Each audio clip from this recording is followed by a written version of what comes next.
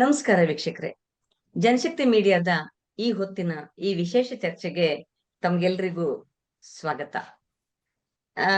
ಇವತ್ತು ಬಹುಶಃ ಕರ್ನಾಟಕ ಇದ್ದಕ್ಕಿದ್ದಂಗೆ ಪ್ರತಿದಿನ ಒಂದು ವಿಷಯಕ್ಕೆ ವಿಶೇಷವಾಗಿ ಗಮನ ಸೆಳೆಯುವಂತಹ ಕೆಲಸಗಳನ್ನ ಮಾಡ್ತಾ ಇದೆ. ಅವು ವಿಶೇಷ ಅಂದ್ರೆ ವಿಶೇಷ ಅಲ್ಲ, ವಿಪರೀತಗಳು. ಒಂದಲ್ಲ ಒಂದು ರೀತಿಯ ವಿವಾದಗಳು, ವಾದಗಳು, ಏನೇನೋ ತಮ್ಮಷ್ಟಕ್ಕೆ ತಾವೇ ಕ್ರಿಯೇಟ್ ಮಾಡುವಂತಹ ಸ್ಥಿತಿಗಳು ಕೂಡ ಸರ್ಕಾರ, ಅಧಿಕಾರ, ಪ್ರಭುತ್ವ ಏನೇನ್ ಬೇಕಾದ್ರೂ ಕರೆಯೋಣ, ಅವ್ರುಗಳೇ ಮಾಡ್ತಾ ಇರುವಂತಹ ಸ್ಥಿತಿಯನ್ನು ಕೂಡ ನಾವು ನೋಡ್ತಾ ಇರುವಂತಹ ಹೊತ್ತು. ಇವತ್ತು ನಮ್ಮ ಮುಂದೆ ಬಂದಿರುವಂತಹ ಒಂದು ವಿಷಯ, ಒಬ್ಬ ಶಾಲಾ ಶಿಕ್ಷಕ ತನ್ನ ಶಾಲೆಯಲ್ಲಿ ಬೇಕಾಗಿರುವಂತಹ ಮೂಲಭೂತ ಸೌಕರ್ಯಗಳಿಗಾಗಿ ಕಳೆದ 9 ವರ್ಷಗಳಿಂದ ಕೇಳಿ ಕೇಳಿ ಕೇಳಿ ಬೇಸತ್ತು ಆ ಗ್ರಾಮೀಣ ಪ್ರದೇಶದ ಮಕ್ಕಳಿಗೆ ಮೂಲ ಸೌಕರ್ಯಗಳು ಬೇಕು ಅಂತ ನಿರುಪಾಯರಾಗಿ ಒಂದು ಸಾತ್ವಿಕ ಪ್ರತಿಭಟನೆಯ ದಾರಿಯನ್ನ ಹಿಡಿದಂತಹ ಘಟನೆ ಒಂದ್ ರೀತಿಯಲ್ಲಿ ನಮ್ಮನ್ನೆಲ್ಲರನ್ನ ಯೋಚನೆಗೀಡು ಮಾಡುವ ಹಾಗೆ. ನಾಗರಿಕ ಸಮಾಜಕ್ಕೆ ನೀವೆಲ್ಲಿದ್ದೀರಿ, ಏನ್ ಮಾಡ್ತಿದ್ದೀರಿ ಅಂತ ಕೇಳುವಂತಹ ಸ್ಥಿತಿಯು ಕೂಡ ನಿರ್ಮಾಣ ಆಗಿರೋ ಅಂತದ್ದು. ಆದರೆ ಕೇವಲ ಅಷ್ಟೇ ಅಲ್ಲ, ಅಷ್ಟಾದ ತಕ್ಷಣ ಎಚ್ಚೆತ್ಕೊಂಡು ಅರೆರೆ ಇಂಥದ್ದೊಂದು ಆಗೋಗಿದೆಯಲ್ಲ, ಒಬ್ಬ ಶಿಕ್ಷಕ ಪಾಠ ಮಾಡ್ಬೇಕಾದಂತವ್ರು ಬೀದಿಗಿಳಿದು ಪ್ರತಿಭಟನೆ ಮಾಡ್ತೀನಿ ಅಂತ ಒಂದ್ ಕೈನಲ್ಲಿ ಅಂಬೇಡ್ಕರ್ ಫೋಟೋ ಹಿಡ್ಕೊಂಡು ಇನ್ನೊಂದ್ ಕೈನಲ್ಲಿ ದೇಶದ ಬಾವುಟ ಹಿಡ್ಕೊಂಡು ನಿಂತ್ಕೊಳ್ಳುವಂತಹ ಸ್ಥಿತಿ ತಂದ್ಬಿಟ್ವಲ್ಲ ಅಂತ ಎಚ್ಚೆತ್ಕೊಳ್ಳುವ ಬದಲು ಆ ಶಿಕ್ಷಕರನ್ನ ಅಮಾನತುಗೊಳಿಸಿದಂತಹ ವಿಷಯ ತುಂಬಾ ತೀವ್ರವಾಗಿ ರಾಜ್ಯದಲ್ಲಿ ಚರ್ಚೆ ಆಗ್ತಾ ಇದೆ. ಸಾಮಾಜಿಕ ಮೀಡಿಯಾದಲ್ಲಿ, ಮಾಧ್ಯಮದಲ್ಲಿ, ಫೇಸ್ಬುಕ್ ಅಲ್ಲಿ, ಅವುಗಳಲ್ಲೆಲ್ಲ ಜನಪರ ಕಾಳಜಿ ಇರುವಂತಹ ಜನ ತೀವ್ರವಾಗಿ ಸರ್ಕಾರವನ್ನ, ಅಧಿಕಾರಿಗಳನ್ನ ತರಾಟೆಗೆ ತಗೊಂಡಂತಹ ಹೊತ್ತು ಆ ಶಿಕ್ಷಕರು ಜನಪರ ಕಾಳಜಿಯ ಅತ್ಯಂತ ಉತ್ಸಾಹಿ, ಏನನ್ನಾದ್ರೂ ಮಾಡಿಬಿಡ್ಬೇಕು ಅಂತನ್ನುವಂತಹ ಆಸಕ್ತಿಯನ್ನ ಹೊಂದಿರುವಂತಹ ವೀರಣ್ಣ ಮಡಿವಾಳರವರು.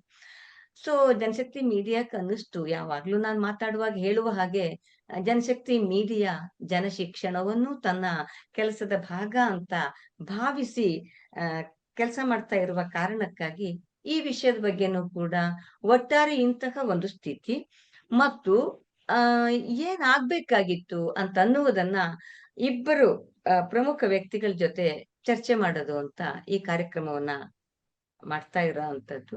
ಸೊ ನ್ಯಾಯವನ್ನು ಕೇಳಿದಂತಹ ಶಿಕ್ಷಕರಿಗೆ ಅಮಾನತ್ ಕೊಟ್ಟಿರುವಂತಹ ಸರ್ಕಾರದ ನಡೆಯ ಬಗ್ಗೆ ನಮ್ಮ ಈ ಚರ್ಚೆ. ನಮ್ ಜೊತೆಗೆ ಈ ಚರ್ಚೆಯಲ್ಲಿ ಭಾಗವಹಿಸೋದಕ್ಕೆ ವಿ.ಪಿ. ನಿರಂಜನಾರಾಧ್ಯ ಅವರು, ಬಹುಶಃ ನಾಡು ಕಂಡಂತಹ ಒಬ್ಬ ಪ್ರಮುಖ ಶಿಕ್ಷಣ ತಜ್ಞರು, ಸಮಾಜಮುಖಿ ಚಿಂತಕರಾಗಿ ಹಲವು ರೀತಿಯ ಸಾಮಾಜಿಕ ಕಳಕಳಿಯ ಕೆಲಸಗಳಲ್ಲಿ ತಮ್ಮನ್ನ ತೊಡಗಿಸ್ಕೊಂಡಿರೋ ಅಂತವ್ರು. ನಿರಂಜನಾರಾಧ್ಯ ಅವರೇ, ನಿಮ್ಗೆ ಜನಶಕ್ತಿ ಮೀಡಿಯಾಕ್ಕೆ ಸ್ವಾಗತ. ನಮಸ್ಕಾರ. ಹಾಗೇನೆ ಇನ್ನೊಬ್ರು ನಮ್ ಜೊತೆಗಿರೋರು ಬಸವರಾಜ್ ಸಂಗಪ್ಪನವರಂತ. ಸ್ವತಃ ತಾವೇ ಶಿಕ್ಷಕರಾಗಿದ್ದು ಸುಮಾರು 27 ವರ್ಷ ಪ್ರಾಥಮಿಕ ಶಾಲೆಯಲ್ಲಿ ಶಿಕ್ಷಕ ವೃತ್ತಿಯನ್ನ ಮಾಡಿ ಈಗ ಸ್ವಯಂ ನಿವೃತ್ತಿಯನ್ನ ಪಡೆದು ವಕೀಲರಾಗಿ ಸೇವೆ ಸಲ್ಲಿಸ್ತಾ ಇರೋಂಥವ್ರು. ಜೊತೆಗೆ ಕರ್ನಾಟಕ ರಾಜ್ಯ ಪ್ರಾಥಮಿಕ ಶಿಕ್ಷಕರ ಸಂಘದ ಜಿಲ್ಲಾ ಅಧ್ಯಕ್ಷರು ಆಗಿ ಕೂಡ ಕೆಲಸ ಮಾಡಿದಂಥವ್ರು ಮತ್ತು ಕರ್ನಾಟಕ ರಾಜ್ಯ ಸರ್ಕಾರಿ ನೌಕರರ ತಾಲೂಕು ಅಧ್ಯಕ್ಷರಾಗಿ ಕೂಡ ಸುಮಾರು 27 ವರ್ಷ ಕೆಲಸ ಮಾಡಿದಂಥವ್ರು. ಅಂದ್ರೆ ಒಂದು ಜನಮುಖಿ ಕಾರ್ಯದಲ್ಲಿ ತೊಡಗಿರೋರು ಅಂತ ಅನ್ನೋದು ಅವ್ರ ಶಿಕ್ಷಕ ವೃತ್ತಿಯ ಜೊತೆಗೆ ಈಗ 2 ಸಂಸ್ಥೆಗಳ ಜೊತೆ ಕೆಲಸ ಮಾಡುವ ಮೂಲಕ ತನ್ನ ಶಿಕ್ಷಕ ವೃತ್ತಿಯಲ್ಲಿ ಕೇವಲ ವೃತ್ತಿಯಲ್ಲಿ ಶಿಕ್ಷಕನಾಗಿ ಮಾತ್ರ ಇದ್ರೆ ಸಾಲದು, ಆ ಒಂದು ಶಿಕ್ಷಣ ವ್ಯವಸ್ಥೆಯಲ್ಲಿ ಆಗ್ಬೇಕಾದಂತಹ ಬದಲಾವಣೆಗಳು ಅಥವಾ ವೃತ್ತಿಯಲ್ಲಿ ಇರುವಂತಹ ಶಿಕ್ಷಕರಿಗೆ ಸಿಗಬೇಕಾದಂತಹ ಸೌಲಭ್ಯಗಳು ಅಂಥವುಗಳ ಬಗ್ಗೆ ಮಾತನಾಡುವಂತಹ ಸಂಘಟನೆಯ ಭಾಗವಾಗಿ ಇದ್ದಂಥವ್ರು. ಈಗ ಸ್ವಯಂ ನಿವೃತ್ತಿ ಪಡೆದು ವಕೀಲರಾಗಿ ಸೇವೆ ಸಲ್ಲಿಸ್ತಾ ಇರೋರು ಬಸವರಾಜ್ ಸಂಗಪ್ಪನವರೇ, ನಿಮಗೂ ಕೂಡ ಸ್ವಾಗತ. ಸೂಕ್ಷ್ಮವಾಗಿ ಅಥವಾ ಸ್ಥೂಲವಾಗಿ ಜನಶಕ್ತಿ ಮೀಡಿಯಾದ ಕನ್ಸರ್ನ್ ಏನಿದೆ ಅನ್ನೋದನ್ನ ನಾನು ಹೇಳಿದ್ದೀನಿ. ಆದ್ರೆ ಇಂಥದ್ದೊಂದು ಘಟನೆಯ ಬಗ್ಗೆ ನಿರಂಜನಾರಾಧ್ಯ ಅವರೇ, ನಿಮ್ಮ ಪ್ರಥಮ ಪ್ರತಿಕ್ರಿಯೆ ಏನು? ಇಲ್ಲಿ ಅಮಾನತಾಗ್ಬೇಕಾಗಿರೋರು ಖಂಡಿತ ವೀರಣ್ಣ ಮಡಿವಾಳ್ರಲ್ಲ. ಅಮಾನತಾಗ್ಬೇಕಾಗಿರ್ತಕ್ಕಂಥವ್ರು ಆ ಶಿಕ್ಷಣಾಧಿಕಾರಿ BO ಯಾರಿದ್ದಾರೆ ಮತ್ತು ಆ ತಾಲೂಕಿನ ತಹಸೀಲ್ದಾರ್. ಇಬ್ರೂ ಕೂಡ ಅಮಾನತಾಗ್ಬೇಕಾಯ್ತು. ಸರ್ಕಾರ ಅವರನ್ನ ಅಮಾನತ್ ಮಾಡ್ಬೇಕಾಯ್ತು. ಯಾಕೆಂತ ಹೇಳಿದ್ರೆ ಶಿಕ್ಷಣ ಮೂಲಭೂತ ಹಕ್ಕಾಗಿ ಸುಮಾರು 15 ವರ್ಷಗಳಾದ ನಂತರ ವಿಶೇಷವಾಗಿ ಶಿಕ್ಷಣ ಹಕ್ಕು ಕಾಯ್ದೆಯಲ್ಲಿ ಒಂದು ಶಾಲೆಯಲ್ಲಿ ಏನೆಲ್ಲ ಇರಬೇಕು ಅಂತಕ್ಕಂಥ ಅಂಶಗಳನ್ನ ಬಹಳ ಸ್ಪಷ್ಟವಾಗಿ ಶಿಕ್ಷಕರ ಸಂಖ್ಯೆ ಇರ್ಬೋದು, ಅಥವಾ ಕಲಿಕಾ ಕೊಠಡಿಗಳಿರ್ಬೋದು, ಅಥವಾ ಬೇರೆ ಶುದ್ಧ ಕುಡಿಯುವ ನೀರು, ಇವೆಲ್ಲವೂ ಕೂಡ ಇರಬೇಕು ಅಂತ ಹೇಳಿ ಒಂದು ಸಂವಿಧಾನದ ಮೂಲಭೂತ ಹಕ್ಕನ್ನ ಸಾಕಾರಗೊಳಿಸ್ಲಿಕ್ಕೆ ಶಿಕ್ಷಣ ಹಕ್ಕು ಕಾಯ್ದೆಯನ್ನ ಜಾರಿ ಮಾಡಿದ್ದೇವೆ. ಆ ಶಿಕ್ಷಣ ಹಕ್ಕು ಕಾಯ್ದೆ ಸಮರ್ಪಕವಾಗಿ ಜಾರಿ ಆಗತ್ತಾ ಇಲ್ವಾ ಅಂತಕ್ಕಂಥದ್ದನ್ನ ನೋಡ್ಕೋಬೇಕಾದದ್ದು BO ಕೆಲಸ. ಆ BO is the competent authority. ಆತ ತನ್ನ ತಾಲೂಕಿನಲ್ಲಿ ಈ ತರದ ಶಾಲೆಗಳಲ್ಲಿ ಅಗತ್ಯ ಸಂಖ್ಯೆಯಲ್ಲಿ ಕಲಿಕಾ ಕೊಠಡಿಗಳು ಇಲ್ಲ ಅಂತ ಗೊತ್ತಿದ್ರೆ ಅವರಿಗೆ ಯಾವಾಗ್ಲೂ ಅವರದನ್ನ ಸರಿ ಮಾಡ್ಬೇಕಾಗಿತ್ತು. ಅಂದ್ರೆ ಅವ್ರು ಸರಿ ಮಾಡಿಲ್ಲ ಅಂದ್ರೆ ಅವರ ಕಾರ್ಯದಲ್ಲಿ ಅವರು ಸಂಪೂರ್ಣವಾಗಿ ಸೋತಿದ್ದಾರೆ, ಅಥವಾ ಅವರು ತಮ್ಮ ಕಾರ್ಯವನ್ನ ನಿರ್ಲಕ್ಷಿಸಿದ್ದಾರೆ. ಸೊ ಆ ಕಾರಣದಿಂದ ತಕ್ಷಣ BO ಅಮಾನತಾಗ್ಬೇಕು, ಒಂದು ಸಂವಿಧಾನದ ಮೂಲಭೂತ ಹಕ್ಕನ್ನ ಉಲ್ಲಂಘಿಸಿದ್ದಕ್ಕೆ. ಮತ್ತು ಮಡಿವಾಳ ಅವರು, ವೀರಣ್ಣ ಮಡಿವಾಳ ಅವರು ಅತ್ಯಂತ ಸಜ್ಜನಿಕೆಯಿಂದ, ಅವರ ಹತ್ರ ಯಾವ ಶಸ್ತ್ರಾಸ್ತ್ರಗಳು ಇರ್ಲಿಲ್ಲ. ಯಾಕೆಂದ್ರೆ ಭಾರತದ ಸಂವಿಧಾನದ 19ನೇ ವಿಧಿ ಏನ್ ಹೇಳುತ್ತೆ ಅಂದ್ರೆ ವಾಕ್ ಸ್ವಾತಂತ್ರ್ಯ ಮತ್ತು ಒಂದೆಡೆ ಸೇರಿ ತಮ್ಮ ಅಭಿಪ್ರಾಯವನ್ನ ವ್ಯಕ್ತಪಡಿಸ್ತಕ್ಕಂಥದ್ದು ಭಾರತ ಎಲ್ಲಾ ನಾಗರಿಕರಿಗೆ ಕೊಟ್ಟಿರ್ತಕ್ಕಂಥ ಒಂದು ಮೂಲಭೂತವಾದಂತ ಹಕ್ಕು. ಅದರಲ್ಲಿ ಈ ತಾರತಮ್ಯಗಳಿದೆಯಲ್ಲ, ನೀನ್ ಸರ್ಕಾರಿ ನೌಕರರನ್ನ ಅಥವಾ ಸಾಮಾನ್ಯ ಪ್ರಜೆನ, ಈ ಪ್ರಶ್ನೆಗಳೆಲ್ಲ ಬರೋದೇ ಇಲ್ಲ. ಯಾವಾಗ ಪ್ರಶ್ನೆ ಹಾಗಾದ್ರೆ ಇವ್ರೇನಾದ್ರೂ ಸರ್ಕಾರಿ ನೌಕರರನ್ನ ಈ ರೀತಿಯ ಕಾರಣಗಳಿಗೆ ಅಮಾನತುಗೊಳಿಸ್ಬೇಕಾದ್ರೆ ಎಷ್ಟೋ ಲಕ್ಷ ಜನ ಶಿಕ್ಷಕರಾಗ್ಲಿ ಅಥವಾ ಸರ್ಕಾರಿ ನೌಕರರಾಗ್ಲಿ ಒಂದೆಡೆ ಸೇರಿ ಅವರ ಬೇಡಿಕೆಗಳ ಬಗ್ಗೆ ಗಮನ ಸೆಳೆದಾಗ ಅಥವಾ ಪ್ರತಿಭಟನೆ ಮಾಡಿದಾಗ ಅಷ್ಟು ಜನನ ಇವರು ಅಮಾನತುಗೊಳಿಸ್ಬೇಕಾಗಿತ್ತಲ್ಲ. ಸೊ ಹಾಗಾಗಿ ಅವರ ಒಂದು ಹೇಳಿಕೆ ಇದೆ ಅದು ನಿಜವಾಗ್ಲೂ ಹಾಸ್ಯಾಸ್ಪದ. ಅದು ಸಂವಿಧಾನವನ್ನ ಅಣಕಿಸುವ ರೀತಿಯಲ್ಲಿದೆ. ಅವ್ರ ಹತ್ರ ಇದ್ದಿದ್ದು ಶಸ್ತ್ರಾಸ್ತ್ರ ಯಾವ್ದಪ್ಪ ಅಂತ ಹೇಳಿದ್ರೆ ಒಂದು ಅಂಬೇಡ್ಕರ್ ಫೋಟೋ, ಇನ್ನೊಂದು ಗಾಂಧಿ ಟೋಪಿ. ಸೊ ಇವೆರಡನ್ನ ಬಿಟ್ರೆ ಇನ್ಯಾವ ಶಸ್ತ್ರಾಸ್ತ್ರಗಳು ಅವ್ರಿಗಿರ್ಲಿಲ್ಲ. ಸೊ ಅವರನ್ನ ಅವ್ಯಾಚವಾಗಿ ನಿಂದಿಸಿ ಅವಮಾನ ಮಾಡಿ ಒಂದು ಮಗುವಿನ ಶಿಕ್ಷಣಕ್ಕೆ ಅಗತ್ಯವಾದಂತ ಸೌಲಭ್ಯಗಳನ್ನ ಶಿಕ್ಷಣ ಹಕ್ಕು ಕಾಯ್ದೆ ಅನ್ವಯ, ಸಂವಿಧಾನದ ಮೂಲಭೂತ ಹಕ್ಕಿನ ಅನ್ವಯ ಕೇಳೋದೇನೆ ಈ ರಾಜ್ಯದಲ್ಲಿ ತಪ್ಪು ಅನ್ನೋದಾದ್ರೆ ಬಹುಶಃ ಎಲ್ಲಿಗೆ ಬಂದು ನಿಂತಿದ್ದೇವೆ ಅಂತಕ್ಕಂಥದ್ದು ನಮ್ಮೆಲ್ಲರಿಗೂ ಕೂಡ ಅತ್ಯಂತ ಆತಂಕದ ವಿಷಯ ಅಂತ ಹೇಳಲಿಕ್ಕೆ ಇಷ್ಟಪಡ್ತೇನೆ. ಸೊ ಬಸವರಾಜ್ ಅವ್ರೆ, ನಿಮಗೇನ್ ಅನ್ಸುತ್ತೆ? ಆಕ್ಚುಲಿ ಒಬ್ಬ ಶಿಕ್ಷಕರು ಆಗಿದ್ದು ನೀವು, ಮತ್ತೆ ನೀವು 2 ಸಂಸ್ಥೆಗಳಲ್ಲೂ ಕೂಡ ಕೆಲಸ ಮಾಡ್ತಾ ಇದ್ದು, ವೃತ್ತಿ ಪ್ರವೃತ್ತಿ ಎಲ್ಲದರಲ್ಲೂ ಕೂಡ ಒಂದು ಸಾಮಾಜಿಕ ಕಳಕಳಿಯನ್ನ ಇಟ್ಕೊಂಡಂತವ್ರು ಆಗಿ ಇಂತಹ ಒಂದು ಕ್ರಮ ಅಥವಾ ನಡೆದಿದೆಯಲ್ಲ, ಇದ್ರ ಬಗ್ಗೆ ನಿಮ್ಗೆ ಏನ್ ಅನಿಸ್ತಾ ಇದೆ? ಮೇಡಮ್, ಇದು ಖಂಡಿತವಾಗ್ಲೂ ಕೂಡ ವೀರಣ್ಣ ಮಡಿವಾಳರವರು ಪ್ರಜ್ಞಾಪೂರ್ವಕವಾಗಿನೇ ಪ್ರತಿಭಟನೆಯನ್ನ ಮಾಡಿದ್ದಾರೆ. ಅವರು ನೈಜವಾಗಿ ಒಬ್ಬ ಕವಿ, ವಿಚಾರವಾದಿ ಮತ್ತು ಜೀವಪರವಾಗಿ ಚಿಂತಿಸುವಂತ ಒಬ್ಬ ವ್ಯಕ್ತಿ. ಎಲ್ಲಾ ಸಾಮಾಜಿಕ ಚಟುವಟಿಕೆಗಳಲ್ಲಿ ಸಕ್ರಿಯವಾಗಿ ಪಾಲ್ಗೊಳ್ಳುವಂತ ಒಬ್ಬ ಉತ್ತಮವಾಗಿರುವಂತ ಶಿಕ್ಷಕರು. ಇಲ್ಲಿ ಪ್ರಶ್ನೆ ಬಂದಿರೋದು ಏನಂತ ಹೇಳಿದ್ರೆ, ಸರ್ಕಾರಿ ನೌಕರರ ಹಕ್ಕುಗಳು, ಕರ್ತವ್ಯಗಳು ಮತ್ತು ಅದನ್ನು ಸಾರ್ವಜನಿಕವಾಗಿ ಅಭಿವ್ಯಕ್ತಿಪಡಿಸಬೇಕಾಗಿರುವಂತ ವಿಚಾರವನ್ನ ಸಮತೋಲನ ಮಾಡಿರುವಂತ ವಿಷಯಕ್ಕೆ ಸಂಬಂಧಪಟ್ಟ ಹಾಗೆ ಇಲ್ಲಿ ಪ್ರಶ್ನೆ ಇದ್ದಿದೆ. ನಮ್ಮ ನಿರಂಜನ ಆರಾಧ್ಯ ಸರ್ ಹೇಳಿದ ಹಾಗೆ ಇವತ್ತು ಸರ್ಕಾರಿ ಶಾಲೆಗಳು ತುಂಬಾ ಸಾಯುವ ಸ್ಥಿತಿಯಲ್ಲಿ ಇದಾವೆ, ಆಲ್ಮೋಸ್ಟ್ ಡೈಯಿಂಗ್ ಸ್ಟೇಜ್ ಅಲ್ಲಿ ಇವೆ. ಯಾಕಂತ ಹೇಳಿದ್ರೆ ಪ್ರಾಥಮಿಕ ಶಾಲಾ ಶಿಕ್ಷಕರು ವಿಶೇಷವಾಗಿ 100 ಮಕ್ಕಳದಾವ ಅಂತ ಹೇಳಿದ್ರೆ 3 ಕೊಠಡಿಗಳು ಕೂಡ ಸರಿಯಾಗಿ ಇಲ್ಲದೆ ಇರುವಂತಹ ಸ್ಥಿತಿಯನ್ನ ನಾವು ಗಮನಿಸ್ತಾ ಇದ್ದೀವಿ. ಮಳೆಗಾಲದಲ್ಲಿ ತುಂಬಾ ಸೋರುವಂತ ಕೊಠಡಿಗಳು, ಆ ಸೋರುವಂತ ಕೊಠಡಿಗಳಿಗೆ ಇಲಾಖೆ ಅಧಿಕಾರಿಗಳು ಬಂದು ಸುತ್ತೋಲೆಯನ್ನ ಹೊರಡಿಸ್ತಾರೆ. ಮಕ್ಕಳಿಗೆ ಏನಾದ್ರೂ ಅಪಾಯ ಆದ್ರೆ ಶಿಕ್ಷಕರನ್ನೇ ನೇರವಾಗಿ ಹೊಣೆ ಮಾಡ್ತೀವಿ ಅಂತ ಹೇಳಿ. ನಿಜವಾಗ್ಲಿ ನಾವು ಹೊಣೆ ಮಾಡ್ಬೇಕಾಗಿರುವಂತದ್ದು ಸರ್ಕಾರಗಳನ್ನ. ಇಲ್ಲಿ ವೀರಣ್ಣ ಮಡಿವಾಳರವರು ಸರ್ಕಾರಿ ನೌಕರಿಯಲ್ಲಿದ್ದುಕೊಂಡು ಅವರು ಈಗ ಅವ್ರನ್ನ ಏಕಾಏಕಿಯಾಗಿ ಅವರನ್ನ ಅಮಾನತುಗೊಳಿಸಿದ್ದಾರೆ. ಇಲ್ಲಿ ನಮಗೆ ಬಹುಮುಖ್ಯವಾಗಿ ಯೋಚನೆ ಮಾಡ್ಬೇಕಾಗಿದ್ದು ಏನಂತ ಹೇಳಿದ್ರೆ, ನಾನ್ ಕಾಗ್ನಿಸಬಲ್ ಅಫೆನ್ಸ್ ಅಂತ ಏನ್ ಕರಿತೀವಿ, ಸಂಜ್ಞೇಯವಲ್ಲದ ಅಪರಾಧಗಳನ್ನ ಮಾಡಿದಾಗ ಇಮ್ಮಿಡಿಯೇಟ್ ಆಗಿ ಅವರು ಈ ತರದ ಅಮಾನತುಗಳನ್ನ ಮಾಡಬಹುದು. ಒಂದು ನ್ಯಾಚುರಲ್ ಜಸ್ಟಿಸ್ ಅವರು ಎತ್ತಿರುವಂತ ಪ್ರಶ್ನೆ ಸಾಮಾಜಿಕ ನ್ಯಾಯದ ಪ್ರಶ್ನೆ. ಅದನ್ನ ಅವ್ರಿಗೆ ಕಾರಣ ಅದು ಸರ್ಕಾರಕ್ಕೆ ಮುಜುಗರ ಆಗಿದೆ ಅನ್ನುವಂತ ಮಾತನ್ನ ಹೇಳ್ತಾರೆ. ನಾವು ಯಾವುದೋ ಪತ್ರಿಕೆಗಳಲ್ಲಿ ನೋಡೋದಾಗ ಸರ್ಕಾರಕ್ಕೆ ಮುಜುಗರ ಆಗುವ ರೀತಿಯಲ್ಲಿ ಶಿಕ್ಷಕರು ವರ್ತಿಸಿದರಿಂದ ಅವ್ರನ್ನ ಅಮಾನತ್ ಮಾಡಿದೀವಿ ಅಂತ ಹೇಳಿ. ಅಂದ್ರೆ ಆ ಸಮಸ್ಯೆಯನ್ನ ಎತ್ತಿದ್ದು ಸರ್ಕಾರಕ್ಕೆ ಮುಜುಗರ ಆಗುತ್ತೆ ಅನ್ನೋದಾದ್ರೆ, ಆ ಸಮಸ್ಯೆನೇ ಇಲ್ಲದೆ ಇದ್ರೆ ಆ ಸರ್ಕಾರಕ್ಕೆ ಮುಜುಗರ ಆಗುವಂತ ಪ್ರಶ್ನೆನೇ ಇಲ್ಲ. ಈಗ ಶಿಕ್ಷಕರುಗಳಿಗೆ ಸುಮಾರು 87 ದಾಖಲೆಗಳನ್ನ ಮ್ಯಾನ್ಯುಯಲ್ ದಾಖಲೆಗಳನ್ನ ಬರೆದಿಡಬೇಕಾಗಿರ್ತಕ್ಕ ಶಿಕ್ಷಕರು, ಮಕ್ಕಳ ದಾಖಲಾತಿ ವಹಿಯಿಂದ ಹಿಡಿದು ಬಿಸಿ ಊಟದ ಜವಾಬ್ದಾರಿಯಿಂದ ಹಿಡಿದು ಆನಂತರ SATS ಮಾಡ್ತಾರೆ. ಈಗ SATS ಅನ್ನ ಆನ್ಲೈನ್ ನಲ್ಲಿ ಅಪ್ಲೋಡ್ ಮಾಡಬೇಕು. ಸರ್ಕಾರ ಯಾವುದೇ ಕಂಪ್ಯೂಟರ್ಗಳನ್ನು ನೀಡಿಲ್ಲ, ಸರ್ಕಾರ ಯಾವುದೇ ರೀತಿಯ ಮ್ಯಾನ್ ಪವರ್ ಗಳನ್ನ ನೀಡಿಲ್ಲ.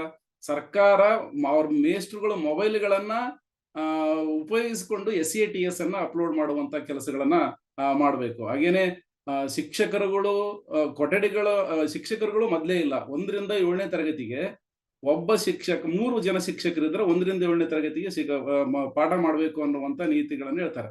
ಅಲ್ಲಿ ಏನಾಗಿದೆ ಮೇಡಮ್, 1ನೇ ತರಗತಿಗೆ 3 ಸಬ್ಜೆಕ್ಟ್ ಇದ್ರೆ 7ನೇ ತರಗತಿಗೆ 6 ಸಬ್ಜೆಕ್ಟ್ಗಳು ಇರ್ತವೆ. 6 ಸಬ್ಜೆಕ್ಟ್ಗಳನ್ನು ಕೂಡ ಎಲ್ಲಾ ಸಬ್ಜೆಕ್ಟ್ಗಳನ್ನು 3 ಶಿಕ್ಷಕರು ನಿಭಾಯಿಸಬೇಕಂತೆ. ಅಂದ್ರೆ ತರಗತಿಗೆ ಒಬ್ಬ ಶಿಕ್ಷಕ ಅಲ್ಲ, ಮಕ್ಕಳಿಗೆ ಅನುಪಾತದ ಆಧಾರದ ಮೇಲೆ ಶಿಕ್ಷಕರನ್ನು ನೇಮಿಸುವಂತ ಪ್ರಕ್ರಿಯೆ. ಇವೆಲ್ಲವುಗಳನ್ನ ಮಾಡಿ ಅವರು ಈಗಾಗಲೇ ಈರಣ್ಣ ಮಡಿವಾಳ ಅವರಿಗೆ ಹಿಂದಿನೂ ಕೂಡ ಅನೇಕ ರೀತಿ ಈ ತರದ ಸರ್ಕಾರಿ ಅಧಿಕಾರಿಗಳು ನೋಟಿಸ್ ಕೊಡುವಂತದ್ದನ್ನು ಈ ತರ ಒಳ್ಳೆ ಪ್ರಶ್ನೆ ಎತ್ತಿದ್ದಾರೆ. ಈ ಪ್ರಶ್ನೆಗೆ ಪೂರಕವಾಗಿ ಪ್ರಜ್ಞಾವಂತ ನಾಗರಿಕರಂತ ನಾವೆಲ್ಲರೂ ಕೂಡ ಇಡೀ ಸಮಾಜ ಅವರ ಪರವಾಗಿ ನೈತಿಕವಾಗಿ ಬೆಂಬಲ ಕೊಟ್ಟು ಅವರೇನು ಈ ಚರ್ಚೆಯನ್ನು ಹುಟ್ಟಾಕಿದ್ದಾರೆ ಅವರಿಗೆ ನಾವು ದೊಡ್ಡ ಧನ್ಯವಾದಗಳನ್ನ ಹೇಳಬೇಕಾಗಿದೆ. ಯಾಕಂತ ಹೇಳಿದ್ರೆ ಸರ್ಕಾರಿ ಶಾಲೆಗಳು ತುಂಬಾ ಅಪಾಯದ ಸ್ಥಿತಿಯಲ್ಲಿವೆ.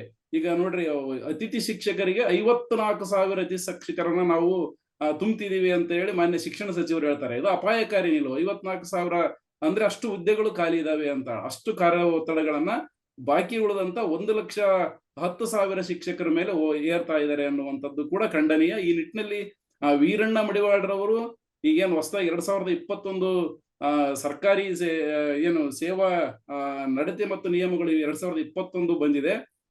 ಅದರಲ್ಲಿ ಸರ್ಕಾರಿ ನೌಕರರ ಕುಟುಂಬದ ಸದಸ್ಯರು ಕೂಡ ಬೇರೆ ಯಾವುದೇ ರಾಜಕೀಯ ಸಭೆ ಸಮಾರಂಭಗಳಲ್ಲಿ ಭಾಗವಹಿಸಬಾರದು ಅನ್ನುವಂತ ಒಂದು ಸೆಕ್ಷನ್ಗಳನ್ನು ಬಂದಿದ್ದೇವೆ. ಈಗಾಗಲೇ ನಮ್ಮ ನಿರಂಜನ ಸರ್ ಹೇಳಿದಂಗೆ ನಮಗೆ ಸಂವಿಧಾನದ 19(1)A ಅಭಿವ್ಯಕ್ತಿ ಸ್ವಾತಂತ್ರ್ಯದ ಹಕ್ಕನ್ನು ಕೊಟ್ಟಿದೆ. ಒಂದ್ ಕಡೆಗೆ ಅಭಿವ್ಯಕ್ತಿ ಸ್ವಾತಂತ್ರ್ಯದ ಹಕ್ಕನ್ನು ಕೊಟ್ಟಿದೆ. ಇಲ್ಲಿ ನೀನು ಸಾರ್ವಜನಿಕವಾಗಿ ಪ್ರಶ್ನೆ ಮಾಡಿದ್ದಕ್ಕಾಗಿನೇ, ಅಭಿವ್ಯಕ್ತಿ ಮಾಡಿದ್ದ ಕಾರಣಕ್ಕಾಗಿನೇ ನಿಮ್ಮನ್ನ ಅಮಾನತ್ ಮಾಡಿದೀವಿ ಅನ್ನುವಂತ ಮಾತನ್ನು ಹೇಳ್ತಾರೆ.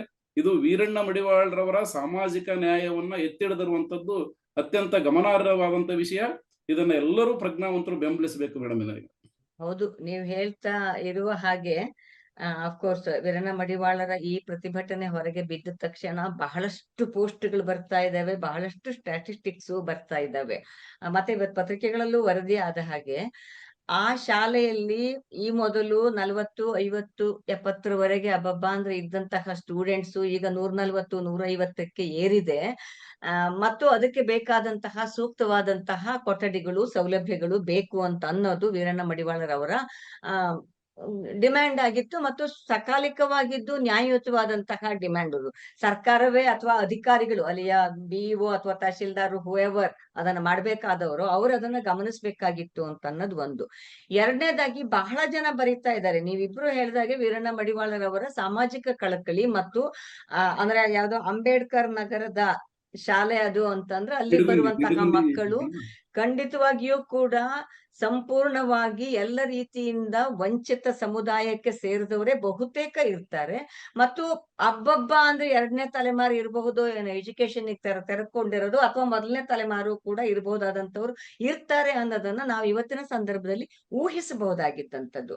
ಸೊ ಆ 170 ಜನ ಮಕ್ಕಳಿಗೆ ಈ ಒಂದು ಕೊಠಡಿ ಸಾಕಾಗೋದಿಲ್ಲ ಅಂತ ಹೇಳುವಂತಹ ಸಂದರ್ಭ ಬರುವಾಗ, ನಿರಂಜನ ಆರಾಧ್ಯ ಅವರೇ, ನೀವು ಶಿಕ್ಷಣ ತಜ್ಞರಾಗಿ ರೈಟ್ ಟು ಎಜುಕೇಶನ್ ಬಗ್ಗೆ ಇಂಥದ್ರ ಬಗ್ಗೆ ಎಲ್ಲ ಸಾಕಷ್ಟು ಕೆಲಸವನ್ನ ಮಾಡಿದಂಥವ್ರು. ಸೊ ಒಂದು ಶಾಲೆ ಅಥವಾ ಒಂದು ಶಾಲೆಗೆ ಇರ್ಬೇಕಾದಂತಹ ಮೂಲಭೂತ ಸೌಕರ್ಯಗಳೇನು, ಮತ್ತದನ್ನು ಮಾಡುವಲ್ಲಿ ಸರ್ಕಾರದ ಜವಾಬ್ದಾರಿಗಳೇನು, ಮತ್ತು ಸರ್ಕಾರ ಅದನ್ನ ಕೊಟ್ಟಿದ್ದಿದ್ರೆ ಸ್ಥಳೀಯವಾಗಿ ಅಧಿಕಾರಿಗಳು ಯಾವ ರೀತಿನಲ್ಲಿ ಅದನ್ನ ಜಾರಿಗೆ ತರೋದಕ್ಕೆ ಬಾಧ್ಯರಾಗ್ತಾರೆ ಅಂತ ಅನ್ನೋದನ್ನ ತಿಳಿಸ್ಕೊಟ್ರೆ ಒಳ್ಳೇದು ಅಂತ ಅಂದ್ಕೋತೀನಿ ನಾನು. ಅಲ್ಲ, ಈಗಾಗಲೇ ನಾನು ಹೇಳಿದೆ, ಈಗ 2002ರ ತಿದ್ದುಪಡಿ ನಂತರ ಆರ್ಟಿಕಲ್ 21A ಅನ್ವಯ ನಾವು ಶಿಕ್ಷಣವನ್ನ ಒಂದು ಸಂವಿಧಾನದಲ್ಲಿ ಮೂಲಭೂತ ಹಕ್ಕನ್ನಾಗಿ ಸೇರಿಸಿದ್ದೇವೆ. ಆ ಮೂಲಭೂತ ಹಕ್ಕನ್ನ ಹೇಗೆ ಸಾಕಾರಗೊಳಿಸ್ಬೇಕು ಅನ್ನೋದ್ರ ಬಗ್ಗೆ ನಾವು ಈಗಾಗಲೇ ಒಂದು ಕಾಯ್ದೆಯನ್ನ ಜಾರಿಗೆ ತಂದಿದ್ದೇವೆ. ಅದು 2010ರಲ್ಲಿ ಜಾರಿಗೆ ಬಂದಿದೆ. ಸೊ ಆ ಕಾಯ್ದೆನಲ್ಲಿ ಬಹಳ ಸ್ಪಷ್ಟವಾಗಿ ನಾವು ಒಂದು ಶಾಲೆ ಅಂದ್ರೆ ಹೇಗಿರ್ಬೇಕು, ಅಲ್ಲಿ ಏನೆಲ್ಲಾ ಸೌಲಭ್ಯಗಳಿರ್ಬೇಕು ಅಂತಕ್ಕಂಥದ್ದನ್ನ ಬಹಳ ಸ್ಪಷ್ಟವಾಗಿ ಅದರಲ್ಲಿ ನಾವು ವ್ಯಾಖ್ಯಾನ ಮಾಡಿದ್ದೇವೆ.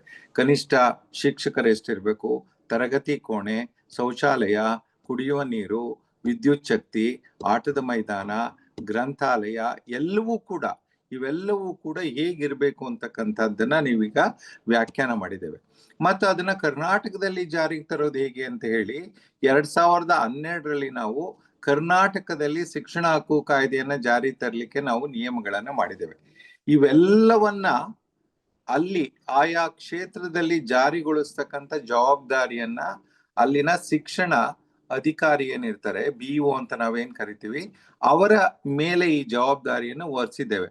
ಅಲ್ಲಿ ಶಿಕ್ಷಕರು ಕೇಳಲಿ ಬಿಡ್ಲಿ ಅಥವಾ ಆ ಶಾಲೆನಲ್ಲಿ ಏನಿದೆ ಏನಿಲ್ಲ ಅನ್ನೋದನ್ನ ಖಾತ್ರಿ ಪಡಿಸ್ಕೋಬೇಕಾದ ಜವಾಬ್ದಾರಿ BO ಪ್ರತಿಯೊಂದು ಶಾಲೆಗೂ ಕೊಟ್ಟು ಅಲ್ಲಿ RTE ಅನುಪಾಲನೆ ಆಗ್ತಾ ಇದೆಯಾ, RTE ಹೇಳಿರ್ತಕ್ಕಂಥ ಸೌಲಭ್ಯಗಳು ಎಲ್ಲಾ ಶಾಲೆನಲ್ಲಿ ಇದಾವ, ನನ್ನ ವ್ಯಾಪ್ತಿಯಲ್ಲಿ ಬರ್ತಕ್ಕಂಥ ಶಾಲೆಗಳಲ್ಲಿ ಎಷ್ಟು ಸೌಲಭ್ಯ ಇದೆ, ಎಷ್ಟು ಸೌಲಭ್ಯಗಳು ಇಲ್ಲ, ಇವೆಲ್ಲವನ್ನ ಖಾತ್ರಿ ಪಡಿಸ್ಕೊಂಡು ಕಾರ್ಯನಿರ್ವಹಿಸಬೇಕಾದಂತ BO ತನ್ನ ಕಾರ್ಯದಲ್ಲಿ ಸಂಪೂರ್ಣವಾಗಿ ಸೋತಿದ್ದಾರೆ.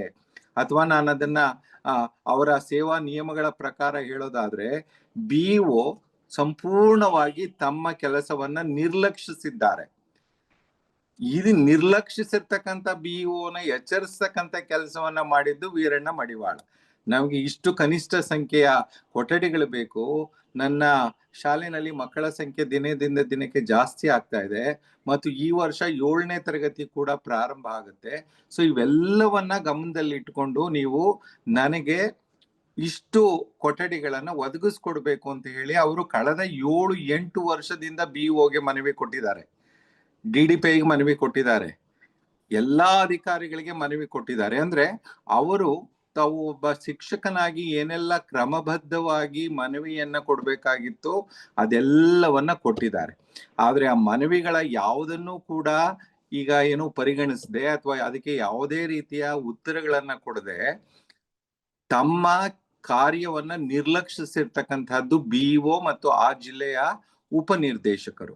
ಸೊ ಕ್ರಮ ಆಗ್ಬೇಕಾಗಿದ್ದು ಅವ್ರ ಮೇಲೆ. ಅಂದ್ರೆ ಶಿಕ್ಷಣ ಹಕ್ಕು ಕಾಯ್ದೆಯನ್ನ ಅನುಪಾಲನೆ ಮಾಡೋದ್ರಲ್ಲಿ ಈ ಅಧಿಕಾರಿಗಳು ಸೋತಿರೋದ್ರಿಂದ, ಸಂವಿಧಾನದ ಮೂಲಭೂತದ ಹಕ್ಕಿನ ಉಲ್ಲಂಘನೆ ಆಗಿರೋದ್ರಿಂದ ಆ ಆಧಾರದ ಮೇಲೆ ಈ ಅಧಿಕಾರಿಗಳ ಮೇಲೆ ಕ್ರಮವನ್ನ ಜರುಗಿಸ್ಬೇಕಾಗಿತ್ತು.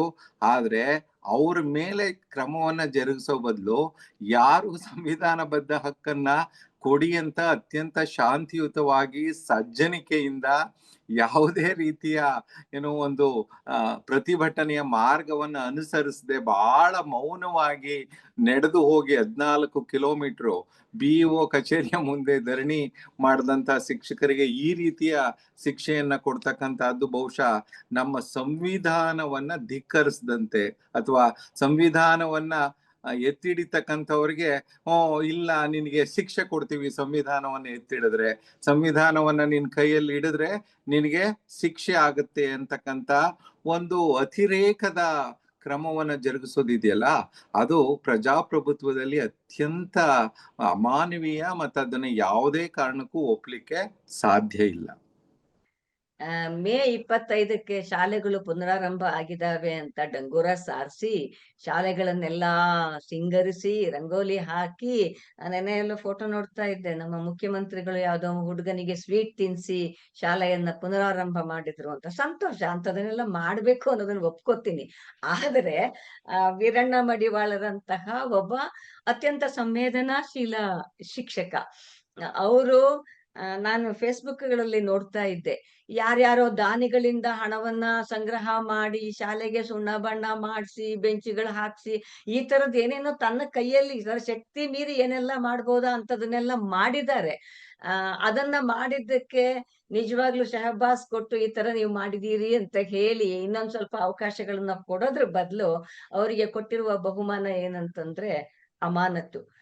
ಇರ್ಲಿ, ಡೆಫಿನೆಟ್ಲಿ ಇಡೀ ಕರ್ನಾಟಕ ಎದ್ದು ಅದನ್ನ ಖಂಡಿತವಾಗೂ ಬಹಳ ಜನ ಇವತ್ತು ಸಾಮಾಜಿಕ ಮಾಧ್ಯಮ ಅಂತ ಅನ್ನೋದು ಒಂದು ಸಾಮಾಜಿಕ ಆಯುಧವಾಗಿಯೇ ಬಳಸಲ್ಪಡ್ತಾ ಇದೆ. ಅತ್ಯಂತ ಶಿಷ್ಟ ರೀತಿಯಿಂದಲ್ಲೇನೆ ಎಲ್ರೂ ಕೂಡ ಬರಿತಾ ಇದ್ದಾರೆ. ಅಂಥದ್ದೆಲ್ಲವೂ ಆಗ್ತಾ ಇದೆ. ಜೊತೆಗೆ ಜನಶಕ್ತಿ ಮೀಡಿಯಾ ಕೂಡ ನಮ್ಮ ಕಾಂಟ್ರಿಬ್ಯೂಷನ್ ಸಾಮಾಜಿಕ ಅಲ್ಲ, ನ್ಯಾಯದ ಪರವಾಗಿ ಹಿಂದಿನ ಅಂದ್ರೆ ಈ ಚರ್ಚೆ. ಬಿಜೆಪಿ ಸರ್ಕಾರದಲ್ಲಿ ಅವ್ರಿಗೆ ಇದೇ ತರದ ಒಂದು ಶಿಕ್ಷೆ ವಿಧಿಸಿದ್ರು. ಆಗ ನಮ್ಮ ಸುರೇಶ್ ಕುಮಾರ್ ಅವರು ಶಿಕ್ಷಣ ಮಂತ್ರಿ ಆಗಿದ್ರು. ನಾನ್ ಬಹಳ ದೊಡ್ಡ ಮಟ್ಟದಲ್ಲಿ ಅದನ್ನ ವಿರೋಧಿಸಿ ಇದು ತಪ್ಪು. ಈಗ ಒಬ್ಬ ವ್ಯಕ್ತಿ ತನ್ನ ಶಾಲೆಯಲ್ಲಿ ಜಾರಿಯಾಗಬೇಕಾದಂತ ಕಾಯ್ದೆಯ ಅನ್ವಯ ಇದಿಲ್ಲ ಅಂತ ಕೇಳೋದು ತಪ್ಪು ಅನ್ನೋದಾದ್ರೆ, ಹಾಗಾದ್ರೆ ಸಂವಿಧಾನ ಎಲ್ಲಿ, ಶಿಕ್ಷಣ ಹಕ್ಕು ಕಾಯ್ದೆಯಲ್ಲಿ ಇದು ಬಹಳ ತಪ್ಪು ಅಂತ ಹೇಳಿ ಆ ಸಂದರ್ಭದಲ್ಲಿ ನಾನು ಬಹಳ ದೊಡ್ಡ ಮಟ್ಟದಲ್ಲಿ ನನ್ನ ಒಂದು ವಿರೋಧವನ್ನ ದಾಖಲೆ ಮಾಡಿದ್ದೆ. ಸೊ ಅದೇ Okay. ಕೆಲಸವನ್ನ ಈ ಸರ್ಕಾರದಲ್ಲೂ ಮಾಡ್ತಾರೆ ಅಂತ ಹೇಳಿದ್ರೆ ನನಗೆ ಯಾಕೋ ಸ್ವಲ್ಪ ಬಹಳ ನನಗೆ ಮನಸ್ಸಿಗೆ ನೋವಾಗುತ್ತೆ. ಏನಪ್ಪಾ ಇದು ಅದೇ ಹಾಗಾದ್ರೆ? ಅದೇ ದುರಂತ. ನೀವು ಬಸವರಾಜ್ ಅವರೇ ಮಾತಾಡ್ತಾ ಹೇಳ್ತಾ ಇದ್ರಿ ಶಿಕ್ಷಕರ ಮತ್ತು ಮಕ್ಕಳ ಅನುಪಾತದ ಬಗ್ಗೆ. ನಾನೆಲ್ಲೋ ಒಂದು ರಿಪೋರ್ಟ್ ನೋಡ್ತಾ ಇದ್ದೆ. ಪ್ರಾಥಮಿಕ ಶಾಲೆನಲ್ಲೇನೆ ಸುಮಾರು 50,067 ಶಿಕ್ಷಕರ ಹುದ್ದೆ ಖಾಲಿ ಇದೆಯಂತೆ. ಒಟ್ಟಾಗಿ ಸುಮಾರು 59,772 ಹುದ್ದೆಗಳು ಖಾಲಿ ಇದಾವೆ ಅಂತ ಹೇಳ್ತಾರೆ. ಅಂದ್ರೆ ಈ ತರದಲ್ಲಿ ನೋಡಕ್ ಹೋದ್ರೆ ನಮ್ಮ ರಾಜ್ಯದಲ್ಲಿ 1,572 ಶಾಲೆಗಳಲ್ಲಿ ಶಿಕ್ಷಕರೇ ಇಲ್ಲ. 7,821 ಶಾಲೆಗಳಿಗೆ ಒಬ್ಬರೇ ಶಿಕ್ಷಕರು. ಮತ್ತೊಂದು ಈ ಮೂಲಭೂತ ಸೌಕರ್ಯದ ಪ್ರಶ್ನೆ ಅಂತ ಬಂದಿದ್ದ ಹಿನ್ನೆಲೆಯಲ್ಲಿ ಒಂದು ಕೊಠಡಿನಲ್ಲಿ ಇರೋ ಮಕ್ಕಳನ್ನಷ್ಟನ್ನು ಕೂಡ ಹಾಕ್ಬಿಟ್ಟು, ನಂಗ್ ನೆನ್ಪಾಗತ್ತೆ, ನಾನ್ ತುಂಬಾ ಪುಟ್ಟ ಹಳ್ಳಿಯಲ್ಲಿ ಸಿಂಗಲ್ ಕೊಠಡಿ ಶಾಲೆಯಲ್ಲಿ, ಗೌರ್ಮೆಂಟ್ ಶಾಲೆಯಲ್ಲೇ ಓದ್ಕೊಂಡ್ ಬಂದವಳು. 1ನೇ ಕ್ಲಾಸ್ನಿಂದ 4ನೇ ಕ್ಲಾಸ್ವರೆಗೆ. ಒಂದು 20-30 ಜನ ಮಕ್ಳಿರ್ತಾ ಇದ್ವಿ, ಒಬ್ರು ಟೀಚರ್ ಇರ್ತಾ ಇದ್ರು. ಯಾವಾಗ ಅದು 60ರ ದಶಕದಲ್ಲಿ. ಈಗ ನಾವು 2021ರಲ್ಲಿ ಇದೀವಿ. ಈಗ್ಲೂನು ಅಂಥದ್ದೇ ಸ್ಥಿತಿ ಅಂತ ಅನ್ನುವಾಗ ಒಬ್ಬ ಶಿಕ್ಷಕರಾಗಿ ಅಂದ್ರೆ ಈ ತರದ ಪರಿಸ್ಥಿತಿ ಇದ್ದಿದ್ದನ್ನ ಸರಿ ಮಾಡೋದಕ್ಕೆ ಏನ್ ಮಾಡ್ಬೇಕು ಅಂತ ಅನ್ನೋದು ನಿಮ್ಮ ಸಂಘಟನೆಯ ಬೇಡಿಕೆ ಆಗಿತ್ತು, ಅಥವಾ ಒಬ್ಬ ಶಿಕ್ಷಕರಾಗಿ how you are facing it? Madam, ಈಗ ಕರ್ನಾಟಕ ರಾಜ್ಯದಲ್ಲಿರುವಂತ 46,000 ಪ್ರಾಥಮಿಕ ಶಾಲೆಗಳಲ್ಲಿ ಬಹುತೇಕ ಸುಮಾರು 45,000ಕ್ಕಿಂತಲೂ ಹೆಚ್ಚು ಶಾಲೆಗಳಲ್ಲಿ ಮೂಲಭೂತ ಸೌಕರ್ಯ ಇಲ್ಲ ಅಂತಾನೆ ಹೇಳ್ಬೋದು. ಯಾವ ಶಾಲೆಗಳು ಚೆನ್ನಾಗಿದಾವ ಅಂತ ಹೇಳಿದ್ರೆ, ಯಾವ್ದು ಸಮುದಾಯದ ಸಹಭಾಗಿತ್ವ ಇದೆ, ಯಾವ್ದು ಸಮುದಾಯದ ಪಾಲ್ಗೊಳ್ಳುವಿಕೆ ಇದೆ, ಸಮುದಾಯಕ್ಕೆ ಇದು ನನ್ನ ಶಾಲೆ ಅನ್ನುವಂತ ಅಭಿಮಾನ, ಗೌರವ ಮತ್ತು ಅದನ್ನ ಏನಾದ್ರೂ ಮಾಡ್ಬೇಕಂತ ಯಾವ ಊರುಗಳು ಯಾವ ಗ್ರಾಮಗಳಲ್ಲಿದೆ ಅಲ್ಲಿ ಮಾತ್ರ ಶಾಲೆಗಳು, ಮೂಲಭೂತ ಸೌಕರ್ಯಗಳು, ವಿಶೇಷವಾಗಿ ಕೊಠಡಿಗಳು ಮಾತ್ರ ಇವೆ.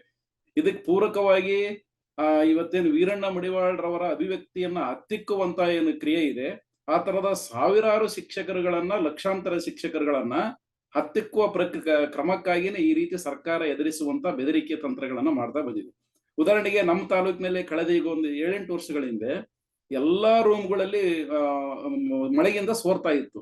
ಒಬ್ಬ ಶಿಕ್ಷಕ ಏನ್ ಮಾಡ್ತಾನೆ, ಛತ್ರಿ ಹಿಡ್ಕೊಂಡು ನಿಂತ್ಕೊಂಡು ಅಕಸ್ಮಾತ್ ಅದೇನೋ ಫೋಟೋ ತೆಗೆದು ಒಂದು ಪತ್ರಿಕೆಯಲ್ಲಿ ಪ್ರಕಟಿಸ್ಬಿಡ್ತಾರೆ. ಆ ಪತ್ರಿಕೆಯಲ್ಲಿ ಪ್ರಕಟಿಸಿದಾಗ ಆ ಪತ್ರಿಕೆ ಮೂಲಕ ಗಮನ ಸೆಳೆದು ಮಾನವ ಹಕ್ಕು ಆಯೋಗದವರು ಕ್ಷೇತ್ರ ಶಿಕ್ಷಣಾಧಿಕಾರಿಗಳಿಗೆ ನೋಟಿಸ್ ಕೊಡ್ತಾರೆ. ನೀವು ಮಕ್ಕಳ ಹಕ್ಕುಗಳನ್ನ ಅಲ್ಲಿ ಉಲ್ಲಂಘನೆ ಮಾಡಿದಿರಿ, ಅವ್ರಿಗೆ ಸರಿಯಾದಂತ ಮೂಲಭೂತ ಸೌಕರ್ಯಗಳನ್ನು ಕೊಟ್ಟಿಲ್ಲ ಅಂತ. ಇನ್ ಟರ್ನ್ ಅಲ್ಲಿ ನಮ್ಮ ಇಲಾಖೆ ಎಲ್ಲಾ ಅಧಿಕಾರಿಗಳು, ಶಿಕ್ಷಣ ಇಲಾಖೆ ಎಲ್ಲಾ ಅಧಿಕಾರಿಗಳು ಆ ಶಿಕ್ಷಕನ ವಿರುದ್ಧ ನೋಟಿಸ್ ಕೊಡ್ತಾರೆ, ಆ ಶಿಕ್ಷಕನ ವಿರುದ್ಧ ಕ್ರಮ ತಗೊಂಡಿಕ್ಕೆ ಪ್ರಯತ್ನ ಮಾಡ್ತಾರೆ. ಈ ತರದ ದಿನನಿತ್ಯ ಚಟುವಟಿಕೆಗಳು, ದಿನನಿತ್ಯ ಶಿಕ್ಷಕರನ್ನ ಒಂದು ದೊಡ್ಡ ಪ್ರಜ್ಞಾವಂತ ವಲಯವನ್ನ ಕತ್ತಲೆಯಲ್ಲಿ ಇಡುವಂತ ಪ್ರಕ್ರಿಯೆ ಪ್ರತಿನಿತ್ಯ ನಡೀತಾ ಇದೆ. ಆದ್ರೆ ವೀರಣ್ಣ ಮಡಿವಾಳರವರು ಸಂವೇದನಾಶೀಲ ಒಬ್ಬ ಲೇಖಕರು ಕೂಡ ಹೌದು. ಅವರು ಎತ್ತಿರುವಂತ ಪ್ರಶ್ನೆ ತುಂಬಾ ಗಂಭೀರವಾಗಿರುವಂತದ್ದು, ಹಾಗೂ ಅವರು ಧೈರ್ಯಶಾಲಿಗಳು. ಅನೇಕ ಶಿಕ್ಷಕರು ನಮ್ಗೆ ಯಾಕೆ ಬೇಕಿದು, ಸಾಕು ನಾವು ಊಟ ಮಾಡ್ಕೊಂಡು ತಿಂಡಿ ತಿನ್ಕೊಂಡು ನಮ್ಮ 8 ಮಕ್ಕಳು ನಾವಿರ್ಬೇಕು ಅನ್ನುವಂತ ಯಾವ್ದು ಈ ತರದ್ದೆಲ್ಲ ಒತ್ತಡಗಳು ಯಾಕೆ ಸಹಿಸಬೇಕು ಅಂತ ಹೇಳಿ ಸುಮ್ಮನಿರುವಂತ ಶಿಕ್ಷಕರುಗಳು ಜಾಸ್ತಿ ಆಗಿದ್ದಾರೆ. ಈಗ ಗುಣಾತ್ಮಕ ಶಿಕ್ಷಣವನ್ನು ಕೊಡಬೇಕು, ಸಾರ್ವಜನಿಕ ಶಿಕ್ಷಣವನ್ನ ನಾವು ಬಲಗೊಳಿಸಬೇಕು ಅನ್ನುವಂತ ಯೋಚನೆ ಖಂಡಿತ ಸರ್ಕಾರಗಳಿಗೆ ಮತ್ತು ಅಧಿಕಾರಿಗಳಿಗೆ ಇಲ್ಲ. ಅದು ಈಗಾಗಲೇ ನಾವು ಈ ಸುಮಾರು 98ನೇ ಇಸ್ವಿಯಲ್ಲಿ 1 ಲಕ್ಷ ಜನ ಶಿಕ್ಷಕರನ್ನ 96ರಿಂದ ಹಿಡಿದು 99ರವರೆಗೆ 1 ಲಕ್ಷ ಶಿಕ್ಷಕರನ್ನ ನೇಮಕ ಮಾಡಿದ್ರು. ಈಗ 2011ರಿಂದ ಈಚೆಗೆ 16ರಲ್ಲಿ ಒಂದು 3,000-4,000 ಶಿಕ್ಷಕರ ನೇಮಕ ಮಾಡಿದ್ರು. ಅದನ್ನ ಬಿಟ್ಟರೆ ಬಾಕಿ ಶಿಕ್ಷಕರ ನೇಮಕಾತಿನೇ ಇಲ್ಲ. ಈಗ ಸರಾಸರಿ ಒಂದು ಶಿಕ್ಷಕ 80,000-90,000 ಸಂಬಳ ಕೊಡೋದು ಯಾಕೆ? ಅತಿಥಿ ಶಿಕ್ಷಕರನ್ನ 9,000-10,000 ರೂಪಾಯಿಗೆ ದುಡಿಸ್ಕೊಂಡು ಅತಿಥಿ ಶಿಕ್ಷಕರಲ್ಲಿಯೇ ಒಂದು ಬೋಧನಾ ಪ್ರಕ್ರಿಯೆಯನ್ನ ಮುಗಿಸ್ಬೇಕು ಅನ್ನುವಂತ ನಿಟ್ಟಿನೊಳಗೆ ಸರ್ಕಾರ ಯೋಚನೆ ಮಾಡ್ತಾ ಈಗ ಸಹಜವಾಗಿ ಸಾರ್ವಜನಿಕರಿಗೆ ಒಂದು ಅಭಿಪ್ರಾಯ ಬರಬೇಕು, ಸರ್ಕಾರಿ ಶಾಲೆಗಳಲ್ಲಿ ಗುಣಮಟ್ಟದ ಶಿಕ್ಷಣ ಸಿಗ್ಲಿಕ್ಕೆ ಸಾಧ್ಯನೇ ಇಲ್ಲ, ಹಾಗಾಗಿ ನಾವು ಖಾಸಗಿ ಶಾಲೆಗಳ ಮೊರೆ ಹೋಗ್ಬೇಕು. ಈಗ ಒಬ್ಬ ಕುಂಟ ಮತ್ತು ಕುರುಡ ಒಳ್ಳೆ ಕಾಲದನ್ನ ರನ್ನಿಂಗ್ ರೇಸ್ ಬಿಟ್ರೆ ಒಳ್ಳೆ ಕಾಲದನೇ ಫಸ್ಟ್ ಬರ್ತಾನೆ. ಹಂಗೆ ಖಾಸಗಿ ಶಾಲೆಗಳನ್ನ ಇಂಡೈರೆಕ್ಟ್ ಆಗಿ ಬೆಂಬಲಿಸುವಂತಹ ಪ್ರಕ್ರಿಯೆ ನಮ್ಮ ಸರ್ಕಾರಗಳು ಅಳವಡಿಸಿಕೊಂಡಿದ್ದೇವೆ. ಹಾಗಾಗಿ ಸಾರ್ವಜನಿಕ ವ್ಯವಸ್ಥೆ ನಿಮ್ಮ ವಿಶೇಷವಾಗಿ ನಿಮ್ಮ ಜನಶಕ್ತಿ ಮೀಡಿಯಾ ಈ ತರದ ಒಂದು ಚರ್ಚೆಯನ್ನ ಹುಟ್ಟು ಹಾಕುವಂತದ್ದು ಅತ್ಯಂತ ಜೀವಪರವಾದಂತ ಒಂದು ಆಲೋಚನೆ. ಈ ತರ ಚರ್ಚೆಗಳಾಗಬೇಕು ಮತ್ತು ಸಾರ್ವಜನಿಕರಾದಂತ ನಾವೆಲ್ಲರೂ ಕೂಡ ಪ್ರಶ್ನೆ ಮಾಡುವಂತ ನಿಟ್ಟಿನೊಳಗೆ ಶಿಕ್ಷಣ teachers R the pillars of the society ಅಂತಾರೆ. ಆ ಪಿಲ್ಲರ್ ಗಳನ್ನ ನಾವು ಗಟ್ಟಿ ಮಾಡ್ಲಿಕ್ಕೆ ಎಲ್ಲಾ ನಾಗರಿಕರು, ಪ್ರಜ್ಞಾವಂತರು, ಸಂಘ ಸಂಸ್ಥೆಗಳು ಆಲೋಚನೆ ಮಾಡ್ಬೇಕಾದಂತ ವಿಚಾರ ತುಂಬಾ ಇದೆ ಮೇಡಮ್. ಇನ್ನು ಶಿಕ್ಷಕರಿಗೆ ವಿಶೇಷವಾಗಿ ಅದೇನೋ ಆನ್ಲೈನ್ ಅಲ್ಲಿ ಅಟೆಂಡೆನ್ಸ್ ಹಾಕ್ಲಿಕ್ಕೆ ಹೇಳ್ತಾರೆ. ಹಳ್ಳಿಗಳಲ್ಲಿ ಅಟೆಂಡೆನ್ಸ್ಗಳು ನೆಟ್ವರ್ಕೇ ಬರೋದಿಲ್ಲ, ಆನ್ಲೈನ್ ನಲ್ಲಿ ಮೊಬೈಲ್ ನಲ್ಲಿ ಮಾಡ್ಲಿಕ್ಕೆ ನೆಟ್ವರ್ಕೇ ಬರ್ತಾ ಇಲ್ಲ. ಆ ನಂತರ ಅವರು ಮೊಬೈಲ್ಗಳನ್ನ ಉಪಯೋಗಿಸಿಕೊಳ್ಬೇಕು, ಮೊಬೈಲ್ಗಳನ್ನ ಸ್ಕೂಲ್ಗಳಲ್ಲಿ ಒಯ್ಯಬಾರ್ದಂತ ಒಂದ್ ಕಡೆ ರೂಲ್ಸ್, ಅವೆಲ್ಲ ಕಾಂಟ್ರಡಿಕ್ಷನ್ಸ್ ರೂಲ್ಸ್ ಗಳನ್ನ ಮಾಡ್ತಾ ಶಿಕ್ಷಣ ವ್ಯವಸ್ಥೆಯನ್ನ ಅವರಿಗೆ ಕೇವಲ ಒಂದು ಸಾರ್ವಜನಿಕವಾಗಿ ಮಾತಾಡ್ಲಿಕ್ಕೆ ಮಾತ್ರ ಬಳಸ್ಕೊಂತಾರೆ ಹೊರತು ನೈಜವಾಗಿ ವಾಸ್ತವವಾಗಿ ಅದು ಅವರಿಗೆ ಕರುಳಿನಿಂದ ಬರುವಂತ ವಿಚಾರನ ಅಲ್ಲ ಅದೆಲ್ಲ. ಹೌದು, ಬಹಳ ಕರೆಕ್ಟ್ ಆಗಿ ಹೇಳಿದ್ರಿ ನೀವು. ಮತ್ತೆ ನಾವು ಯಥಾ ಪ್ರಕಾರ ನಮ್ಮ ಮೂಲಸೌಕರ್ಯಗಳ ಬಗ್ಗೆ ಹೋದ್ರೆ ಕಟ್ಟಡಗಳಿಲ್ಲ, ಶಿಥಿಲವಾದಂತಹ ಕಟ್ಟಡಗಳು, ಶೌಚಾಲಯ ಇಲ್ಲ. ಸ್ಪೆಷಲಿ ಹೆಣ್ಣು ಮಕ್ಕಳ ಸಂದರ್ಭದಲ್ಲಿ ಶೌಚಾಲಯಗಳು ಮತ್ತು ನೀರಿನ ವ್ಯವಸ್ಥೆ ಅವ್ಯವಸ್ಥೆಯಾಗಿರುವಂತಹ ಕಾರಣಕ್ಕಾಗಿನೇ ಡ್ರಾಪ್ ಔಟ್ಗಳಾಗ್ತವೆ ಅಂತ ಅನ್ನೋದನ್ನ ಬಹಳ ವರ್ಷಗಳಿಂದ ನಾವು ಮಾತಾಡ್ತಾ ಇದ್ದೀವಿ. ಬಹುಶಃ ದಕ್ಷಿಣದ ರಾಜ್ಯಗಳಲ್ಲಿ ಕರ್ನಾಟಕ ಹೈಯೆಸ್ಟ್ ಡ್ರಾಪ್ ಔಟ್ ಅಂತ ಹೇಳ್ತಾರೆ, 22.9% ಅಂತ ಎಲ್ಲೋ ನಾನು ಓದ್ತಾ ಇದ್ದೆ. ಸೊ ಆ ತರದ್ದೆಲ್ಲ ಇರುವಾಗ ಜೊತೆಗೆ ನೇಮಕಾತಿಯ ಸಂದರ್ಭವನ್ನ ನೀವು ಬಹಳ ಚೆನ್ನಾಗೇ ಹೇಳಿದ್ರಿ. ನಾನದೇ ಈ ವೀರಣ್ಣ ಮಡಿವಾಳರ ಬಂದ ತಕ್ಷಣ ಒಂದ್ ಸ್ವಲ್ಪ ಸುಮ್ನೆ ಹಾಗೆ ಗ್ಲಾನ್ಸ್ ಮಾಡ್ತಾ ಇರುವಾಗ ಸುಮಾರು 21,000 ಏನು ಶಿಕ್ಷಕರನ್ನ ನೇಮಕ ಮಾಡೋದಕ್ಕೆ ಸರ್ಕಾರ ಮುಂದಾಗಿದೆ. ಬಟ್ ಆರ್ಥಿಕ ಇಲಾಖೆ ಅದಕ್ಕೆ ಇನ್ನೂ ಅಪ್ರೂವಲ್ ಕೊಟ್ಟಿಲ್ಲ ಅಂತ ಅನ್ನುವಂಥದ್ದನ್ನು ಕೂಡ ಕೇಳಿದೆ. ಸೊ ಕೊನೆಯದಾಗಿ ನಿರಂಜನ ಆರಾಧ್ಯ ಅವರೇ, ಈಗ ಒಟ್ಟಾರೆಯಾಗಿ ಈ ಸಂದರ್ಭದಲ್ಲಿ ನಾವು ಮತ್ತೊಮ್ಮೆ ಕರ್ನಾಟಕದ ಶಿಕ್ಷಣ ವ್ಯವಸ್ಥೆಯನ್ನ ಗಮನಿಸೋದಕ್ಕೆ ಹೊರಟ್ರೆ ಈ ಇನ್ವೆಸ್ಟ್ಮೆಂಟು, ಇನ್ಫ್ರಾಸ್ಟ್ರಕ್ಚರು, ಮತ್ತೆ ಈ ಎನ್ಹಾನ್ಸ್ಮೆಂಟು, ಪಾಲಿಸಿ ಅಂಡ್ ಫಂಡಿಂಗು, ಇವುಗಳಲ್ಲಿರುವಂತಹ ಮಿಸ್ ಮ್ಯಾಚ್ಗಳು, ಇವುಗಳನ್ನ ನೀವೊಬ್ಬ ಶಿಕ್ಷಣ ತಜ್ಞರಾಗಿ ಸರಿ ಮಾಡೋದಕ್ಕೆ ಸರ್ಕಾರ ಏನ್ ಮಾಡ್ಬೇಕು, ಮತ್ತು ಈ ವೀರಣ್ಣ ಮಡಿವಾಳರ ಈ ಸಂದರ್ಭದಲ್ಲಿ ಕರ್ನಾಟಕದ ಜನ ಏನ್ ಮಾಡ್ಬೇಕು ಅಂತ ನೀವು ಬಯಸ್ತೀರಿ? ಎರಡಕ್ಕೂ ನನಗೆ ನಿಮ್ಮಿಂದ ಉತ್ತರ ಬೇಕು. ಒಂದು, ವಿಶೇಷವಾಗಿ ಸರ್ಕಾರಗಳು ಶಿಕ್ಷಣವನ್ನ ಒಂದು ಸಾಮಾಜಿಕ ಒಳಿತು, ಸಾಮಾಜಿಕ ಪರಿವರ್ತನೆಯ ಸಾಧನ ಅಂತ ಪರಿಭಾವಿಸ್ಬೇಕು. ಶಿಕ್ಷಣ ಅಂದ್ರೆ ಕೇವಲ ಸಾಕ್ಷರತೆ ಅಲ್ಲ, ಶಿಕ್ಷಣ ಅಂದ್ರೆ ಕೇವಲ ಒಂದು ಪದವಿ ಕೊಡೋದಲ್ಲ. ಅವು ಇರ್ತವೆ, ಆದ್ರೆ ಬಹಳ ಮೂಲಭೂತವಾಗಿ ಶಿಕ್ಷಣವನ್ನ, ವಿಶೇಷವಾಗಿ ಸಂವಿಧಾನದ ಬಗ್ಗೆ ಮಾತನಾಡ್ತಕ್ಕಂಥ ನಾವು, ಅಂಬೇಡ್ಕರ್ ಬಗ್ಗೆ ಮಾತನಾಡ್ತಕ್ಕಂಥ ನಾವು ಶಿಕ್ಷಣವನ್ನ ಯಾವ ದೃಷ್ಟಿಯಲ್ಲಿ ಪರಿಭಾವಿಸ್ತೇವೆ ಅದು ಬಹಳ ಮುಖ್ಯ ಆಗುತ್ತೆ. ಇನ್ನೊಂದು ಬಹಳ ಮುಖ್ಯವಾದಂತ ಅಂಶ ಏನಂದ್ರೆ, ಶಿಕ್ಷಣವನ್ನ ಒಂದು ಹಕ್ಕು ಆಧಾರಿತ ನೆಲೆಯಲ್ಲಿ ನೋಡ್ಬೇಕು. ರೈಟ್ಸ್ ಬೇಸ್ಡ್ ಅಪ್ರೋಚ್ ಅಂತ ಕರಿತೇವೆ ಅದನ್ನ. ಶಿಕ್ಷಣವನ್ನ ಏನೋ ಒಂದು ದಾನ, ಧರ್ಮ, ಕಲ್ಯಾಣ ಏನೋ ದೊಡ್ಡದ್ ಮಾಡ್ತಿದೀನಿ ಅನ್ನೋದ್ಕಿಂತಲೂ it's a rights based approach. ಈ ದೇಶದ, ಈ ರಾಜ್ಯದ ಪ್ರತಿಯೊಂದು ಮಗುವಿಗೂ ಕೂಡ ಶಿಕ್ಷಣ ಒಂದು ಮೂಲಭೂತ ಹಕ್ಕು. ಅದನ್ನ ಸಾಕಾರ ಮಾಡ್ತಕ್ಕಂತ ಒಂದು ಕರ್ತವ್ಯ ಇರ್ತಕ್ಕಂಥದ್ದು ಸರ್ಕಾರದ ಮೇಲೆ. ಹಾಗಾಗಿ ಸರ್ಕಾರ ಆ ಕರ್ತವ್ಯವನ್ನ ನಿರ್ವಹಿಸೋದ್ರ ಭಾಗವಾಗಿ ಶಿಕ್ಷಣವನ್ನ ಆದ್ಯತಾ ವಲಯವನ್ನಾಗಿ ಪರಿಗಣಿಸ್ಬೇಕು. ಮೊದಲನೇದು, ಶಿಕ್ಷಣ ಆರೋಗ್ಯನೇ ಕೊಡದೇ ಇದ್ರೆ ಸರ್ಕಾರಗಳು ಏನಕ್ಕೆ ಬೇಕು ಜನಕ್ಕೆ? ಅವೆರಡು ಬಹಳ ಮುಖ್ಯವಾದಂತಹದ್ದು. ಶಿಕ್ಷಣವನ್ನ ಆದ್ಯತೆಯ ವಲಯವನ್ನಾಗಿ ಪರಿಗಣಿಸ್ಬೇಕು.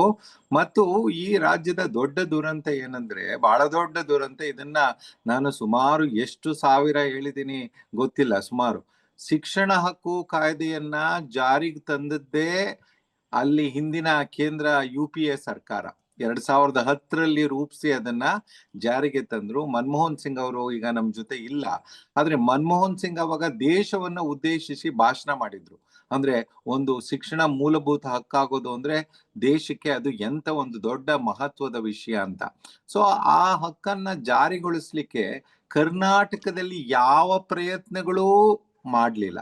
ನಾವು ಹಕ್ನಲ್ಲಿ ಆ ಶಿಕ್ಷಣ ಹಕ್ಕು ಕಾಯ್ದೆಯಲ್ಲಿ ಜಾರಿಗೊಳಿಸಿದ ಒಂದೇನಂದ್ರೆ, ನಾವೇ ದುಡ್ಡು ಕೊಟ್ಟು ನಮ್ಮ ಶಾಲೆಗಳು ಸರಿ ಇಲ್ಲ, ಗುಣಮಟ್ಟದ ಶಿಕ್ಷಣ ಸಿಗಲ್ಲ, ಹಾಗಾಗಿ ನೀವು ಖಾಸಗಿ ಶಾಲೆಗಳಿಗೆ ಹೋಗಿ ಅಂತ ಹೇಳಿ ದುಡ್ಡು ಕೊಟ್ಟು ಅವ್ರನ್ನ ಮಕ್ಕಳನ್ನ ಖಾಸಗಿ ಶಾಲೆ ಕಳಿಸಿದ್ ಬಿಟ್ರೆ ಅದನ್ನ ನಾನು ರಾಜ್ಯ ಪ್ರಾಯೋಜಿತ ಖಾಸಗೀಕರಣ ಅಂತ ಕರೆದಿದ್ದೆ.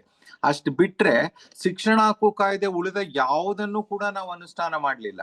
ನಿಮ್ಗೆ ಆಶ್ಚರ್ಯ ಆಗುತ್ತೆ, ಅಂಕಿಅಂಶಗಳ ಪ್ರಕಾರ ಕರ್ನಾಟಕ ರಾಜ್ಯದಲ್ಲಿ ಶಿಕ್ಷಣ ಹಕ್ಕು ಕಾಯ್ದೆಯ ಅನುಪಾಲನೆ ಕೇವಲ 23.6%. ಅಂದ್ರೆ ಕಳೆದ 15 ವರ್ಷಗಳಲ್ಲಿ ನೀವು 100 ಶಾಲೆಗಳನ್ನ ತೆಗೆದುಕೊಂಡ್ರೆ ಎಷ್ಟು ಶಾಲೆಗಳಲ್ಲಿ RTE ಕಾಯ್ದೆ ಹೇಳ್ತಕ್ಕಂತ ಎಲ್ಲಾ ಸೌಲಭ್ಯಗಳು ಇದಾವಪ್ಪ ಅಂದ್ರೆ ಕೇವಲ 23 ಶಾಲೆಗಳಲ್ಲಿ.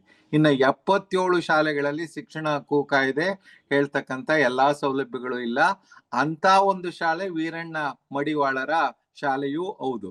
ಅಲ್ಲಿ ಶಿಕ್ಷಕರ ಮೇಲೆ ಎಂಥ ಒಂದು ದೊಡ್ಡ ತಲೆಭಾರ ಹಾಕಿದೆವು ನಾವು ಅಂದ್ರೆ, ನೀನು ಏನಿದೆಯೋ ಬಿಟ್ಟಿದೆಯೋ ಏನೋ ಪ್ರಕರಣ 24ರ ಅಡಿಯಲ್ಲಿ ನೀನ್ ಎಲ್ಲಾ ಮಕ್ಳಿಗೂ ಕಲಿಸ್ಬೇಕು, ಪ್ರಭುತ್ವದ ಮಟ್ಟಕ್ಕೆ ಕಲಿಸ್ಬೇಕು, ಆ ಕಲಿಸಿದ್ರ ಬಗ್ಗೆ ತಂದೆ ತಾಯಿಗಳಿಗೆ ವರದಿ ಮಾಡ್ಬೇಕು, ಇದೆಲ್ಲವನ್ನ ಹೇಳ್ತಾರೆ. ಆದ್ರೆ ನಾನು ಸೌಲಭ್ಯನೇ ಕೊಡಲ್ಲ ಅಂತ ಹೇಳಿದ್ರೆ ಒಬ್ಬ ಶಿಕ್ಷಕ ಹೇಗ್ ಕಲಿಸ್ಲಿಕ್ಕಾಗುತ್ತೆ? ತರಗತಿ ಕೋಣೆ ಇಲ್ಲ ಅಂದ್ರೆ ಶಿಕ್ಷಕ ಎಲ್ಲಿ ಪಾಠ ಮಾಡ್ಬೇಕು? ಅವನು ಹೇಗೆ ಕಲಿಸ್ಲಿಕ್ಕೆ ಸಾಧ್ಯ? ಹಾಗಾಗಿ ಎಲ್ಲೋ ಒಂದ್ ಕಡೆ ಸರ್ಕಾರಗಳು ಶಿಕ್ಷಣವನ್ನ ಆದ್ಯತೆಯ ವಲಯವನ್ನಾಗಿ ಕಲಿಸ್ಬೇಕು. ಯಾವುದನ್ನ ನಾವು ಸಮಾನ ಶಾಲಾ ಶಿಕ್ಷಣದ ಕಡೆ ಹೋಗ್ಬೇಕು ಅಂತ 66ರಲ್ಲಿ ಕೊಠಾರಿ ಆಯೋಗ ಹೇಳಿತ್ತು, ಒಂದು ನೆರೆಹೊರೆಯಲ್ಲಿ ಏನ್ ಶಾಲೆಗಳಿರ್ತವೆ ಆ ಎಲ್ಲಾ ಶಾಲೆಗಳು ಸಮಾನ ಶಾಲೆಯ ತತ್ವದ ಆಧಾರದ ಮೇಲೆ ಎಲ್ಲಾ ಮಕ್ಕಳಿಗೆ ಗುಣಮಟ್ಟದ ಶಿಕ್ಷಣವನ್ನ ಕೊಡ್ಬೇಕು ಅಂತ ಹೇಳಿದ್ವಿ. ಆದ್ರೆ ನಾವೇನ್ ಮಾಡ್ತಿದೀವಿ, ಹೆಚ್ಚೆಚ್ಚು ಖಾಸಗೀಕರಣ ಮಾಡ್ತಿದೀವಿ. ಬಹಳ ಸೂಕ್ಷ್ಮವಾದ, ಅಷ್ಟೇ ಸಂಕೀರ್ಣವಾದ ಪ್ರಶ್ನೆ ಏನಂದ್ರೆ, ಇವತ್ತು ಯಾರು ಈ ಖಾಸಗಿ ಸಂಸ್ಥೆಗಳನ್ನ ನಡೆಸ್ತಿರೋರು? ನಮ್ಮಿಂದ ಆರಿಸಲ್ಪಟ್ಟಿರ್ತಕ್ಕಂಥ MLAಗಳು, MP ಗಳು, ಅವ್ರ ಜೊತೆ ಸ್ವಾಮೀಜಿಗಳು ಸೇರ್ಕೊಂಡಿದ್ದಾರೆ. ಯಾರು ಸರ್ಕಾರಿ ಶಾಲೆಗಳನ್ನ ಗಟ್ಟಿಗೊಳಿಸ್ಲಿಕ್ಕೆ ನೀತಿಯನ್ನ ಮಾಡ್ಬೇಕೋ ಅವರೇ ಖಾಸಗಿ ಶಾಲೆಗಳನ್ನ ನಡೆಸಿದ್ರೆ ಇನ್ನ ಸರ್ಕಾರಿ ಶಾಲೆಗಳು ಹೇಗ್ ಉದ್ಧಾರ ಆಗುತ್ತೆ? ಇದು ಬಹಳ ಮುಖ್ಯ. ಅದಕ್ಕೆ ನಾನು ಒಂದ್ಸಾರಿ ಸನ್ಮಾನ್ಯ ಸಿದ್ದರಾಮಯ್ಯನವ್ರಿಗೆ ಹೇಳಿದ್ದೆ, ಸರ್, ಯಾರು ಖಾಸಗಿ ಶಾಲೆಗಳನ್ನ ನಡೆಸ್ತಾರೆ ಅವರು ನಿಮ್ಮ ಸಚಿವ ಸಂಪುಟದಲ್ಲಿ ಇರಬಾರ್ದು, ಯಾಕಂದ್ರೆ ಅದು ಕಾನ್ಫ್ಲಿಕ್ಟ್ ಆಫ್ ಇಂಟ್ರೆಸ್ಟ್ ಆಗುತ್ತೆ. ಯಾಕಂದ್ರೆ ಅವರೇ ಶಾಲೆ ನಡೆಸೋದ್ರಿಂದ ಸರ್ಕಾರಿ ಶಾಲೆಗಳ ಸಬಲೀಕರಣದ ಬಗ್ಗೆ ತಾವೇನ್ ಮಾತನಾಡ್ತೀರಿ ಅದು ಸಾಧ್ಯ ಆಗಲ್ಲ, ಕನಿಷ್ಠ ಅವರನ್ನ ಹೊರಗಡೆ ಇಡ್ಬೇಕು ಅಂತ ಹೇಳಿದ್ದೆ. ಸೊ ಹಾಗಾಗಿ ಸರ್ಕಾರ ಶಿಕ್ಷಣವನ್ನ ಒಂದು ಆದ್ಯತೆಯ ವಿಷಯವನ್ನಾಗಿ ಪರಿಗಣಿಸ್ಬೇಕು. ಈಗ ನೀವೇನ್ ಹೇಳ್ತಿದಿರಲ್ಲ, ಶಿಕ್ಷಕರ ಹುದ್ದೆಗಳು ಎಷ್ಟು 56,000 ಶಿಕ್ಷಕರ ಹುದ್ದೆಗಳು ಕರ್ನಾಟಕದಲ್ಲಿ ಖಾಲಿ ಇದಾವೆ. ಅವು 49,000 ಹುದ್ದೆ ಪ್ರಾಥಮಿಕ ಶಾಲೆಯಲ್ಲಿ ಇದಾವೆ, ಸುಮಾರು 12,000 ಹುದ್ದೆ ಪ್ರೌಢ ಶಾಲೆಗಳಲ್ಲಿ ಇದ್ದಾವೆ. ನೀವು 60,000 ಶಿಕ್ಷಕರನ್ನ ವೇಕೆನ್ಸಿ ಇಟ್ಕೊಂಡು ಗುಣಾತ್ಮಕ ಶಿಕ್ಷಣ ಕೊಡ್ತೀವಿ ಅಂತ ಹೇಳಿದ್ರೆ ಅದು ಎಷ್ಟು ಹಸಿ ಸುಳ್ಳಲ್ವಾ? ಹೇಗ್ ಕೊಡ್ಲಿಕ್ಕೆ ಸಾಧ್ಯ? ಇದನ್ನ ಪ್ರಶ್ನಿಸಬೇಕಾಗಿದ್ದು ಕರ್ನಾಟಕದ ನಾಗರಿಕರ ಪ್ರಶ್ನೆ ಅಂತ, ಅಂದ್ರೆ ನಾನು ಏನ್ ಹೇಳ್ತೀನಿ ಅಂದ್ರೆ, ಸಾಂಕೇತಿಕವಾಗಿ ವೀರಣ್ಣ ಮಡಿವಾಳರವರು ಆ ಪ್ರಶ್ನೆಯನ್ನ ಎತ್ತಿದ್ದಾರೆ.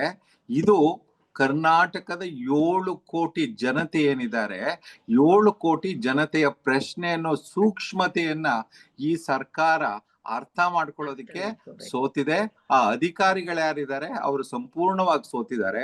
ಹಾಗಾಗಿ ನಾನು ಮಾನ್ಯ ಮುಖ್ಯಮಂತ್ರಿಗಳಲ್ಲಿ ಏನ್ ಆಗ್ರಹಿಸ್ತೀನಿ ಅಂದ್ರೆ, ದಯವಿಟ್ಟು ತಕ್ಷಣ 2 ಅಧಿಕಾರಿಗಳನ್ನ ಅಮಾನತುಗೊಳಿಸಿ ವೀರಣ್ಣ ಮಡಿವಾಳರ ಅಮಾನತನ್ನ ತಕ್ಷಣ ತೆರವುಗೊಳಿಸಿ ಅವರನ್ನ ಶಾಲೆ ಕಳಿಸಿ. ಯಾಕೆಂದ್ರೆ ಅಲ್ಲಿ ಇರೋ ಒಬ್ಬ ಶಿಕ್ಷಕ ಕೂಡ ಅಮಾನತಾದ್ರೆ ಆ ಮಕ್ಕಳಿಗೆ ಸಿಗಬೇಕಾದಂತ ನ್ಯಾಯ, ಶಿಕ್ಷಣ ತಪ್ಪೋಗುತ್ತೆ. ದಯವಿಟ್ಟು ಅವರು ಮಧ್ಯ ಪ್ರವೇಶಿಸಬೇಕು ಅನ್ನೋದು ನನ್ನ ಆಗ್ರಹ. ಬಸವರಾಜ್ ಅವರೇ, ಕೊನೆಯದಾಗಿ ಮತ್ತು ಸಂಕ್ಷಿಪ್ತವಾಗಿ, ಸಮಯ ಮೀರ್ತಾ ಇದೆ.